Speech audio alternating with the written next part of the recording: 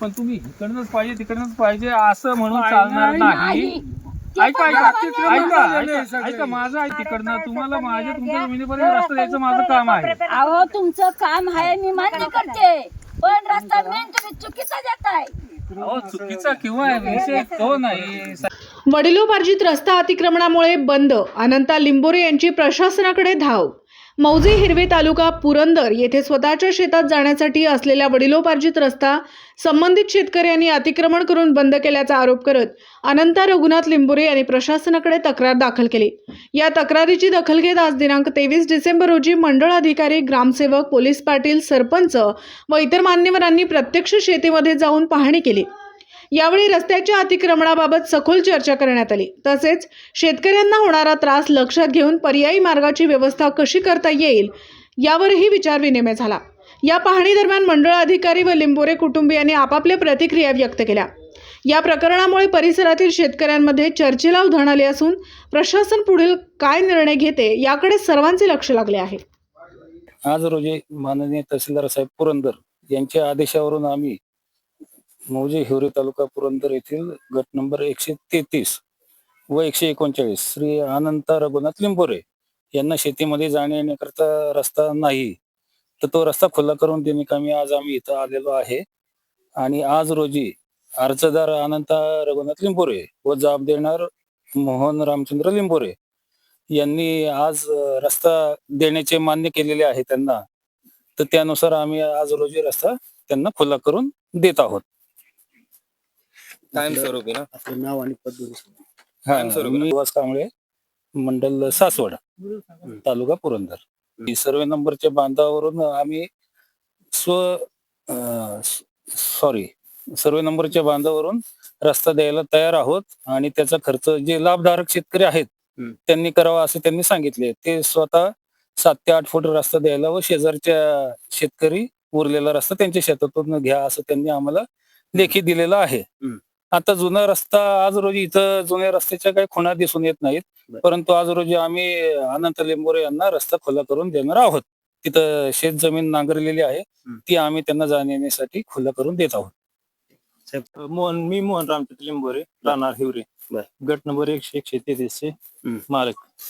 आता आपण असं म्हणणं आहे की सर्व शासनाच्या जो जी आर आहे की सर्वे नंबरच्या बांधाने रस्ते द्यायचे आहेत, त्याला आपली काय हरकत नाही. सर्वे नंबरच्या बांधाने जो आपल्या हिशाला जो रस्ता येईल तो आम्ही देण्यास काही तयार आहोत. पण ह्यांचं म्हणणं आहे की 133च्या गटाच्या मधून रस्ता यांनी द्यावा, हे आम्हाला मान्य नाही.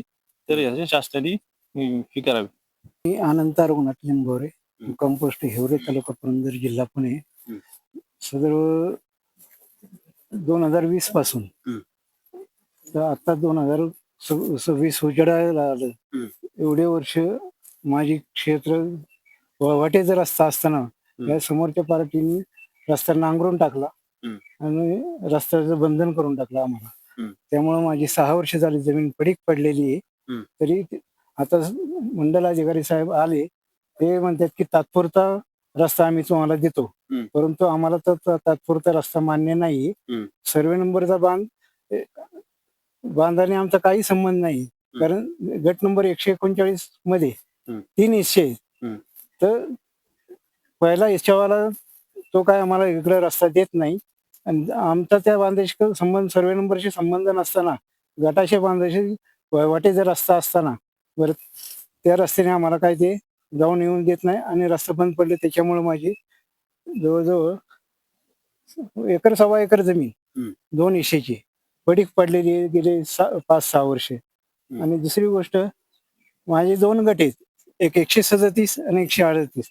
137-138च्या बांधावरून जो येणारा 133च्या बांधावरून येणारा पुढे 139 कडे जाणारा रस्ता तो आजपर्यंत चालू होता, परंतु समोरच्या पार्टीने नांगरून टाकून तिथं आता मुद्दाम स्प्रिंकर चालू केलेले आहेत तिथं, आणि तो रस्ता अडवलेला आहे. आता आपली नक्की मागणी काय आहे? आमचे हेच मागणी आहे की प्रशासनाने की जो आदेश पारित झालेले आहेत, मंडल अधिकारी, आपलं प्रांत अधिकारी म्हणा, तहसीलदार साहेबांनी दिलेले निकाल हे पारित करूनच आम्हाला तो रस्ता कायमस्वरूपी मिळावा, हे तात्पुरता नसावा अशी ही मागणी. अधिकारी साहेब आले, त्यांचं म्हणणं काय झालं? त्यांची म्हणणे चाललंय की तात्पुरतं त्यांनी अर्जावर त्यांनी उत्तर दिलं की तुम्हाला खुल्ला करून देतो, परंतु निशाणी वगैरे काही केलेलं नाही त्यांनी. जेसीबी येऊन उभा राहिलेला आहे जागच्या जागेवर आहे. त्यांनी पुढे स्प्रिंकर लावल्यामुळे जेसीबी आतमध्ये आणता येत नाही. हे जाणून बुजून खोडसाळपणा केलेला आहे समोरच्या पार्टीने. त्यामुळं आता आम्हाला रस्ता तहसीलदार साहेब स्वतः येऊन यांनी रस्ता खुला करून द्यावा तुमची मागणी आहे. मग आमची मागणी आहे. कारण का त्यांनी स्वतः येऊन तो रस्ता पाहिलेला आहे. मंडल अधिकारी साहेबांना मी तो रस्ता पूर्वीचा दाखवला, त्याप्रमाणे आम्हाला रस्ता शेवटपर्यंत 139 मिळावा. आणि आता समोरच्या शेतकऱ्यांनी त्यांनी पडीक असल्यामुळे सगळे बांध फोडलेले आहेत. मंडल अधिकारी साहेबांनी आता जो आदेश काढला त्याला तुमची मान्यता नाही. आणि आमची मान्यता नाहीये, कारण ते तात्पुरतं 2 महिने 3 महिने करता ते आमची मान्य नाही. कायमस्वरूपी रस्ता आहे, कायमस्वरूपी वहिवाटीचा 100 वर्षापासूनचा रस्ता आहे. लांबूनच्या रस्त्याने तुम्ही कशा करता, कारण संबंध असतात तिकडे कशाला पाठवतात, तेव्हा आमचं मान्य नाही आम्हाला ते.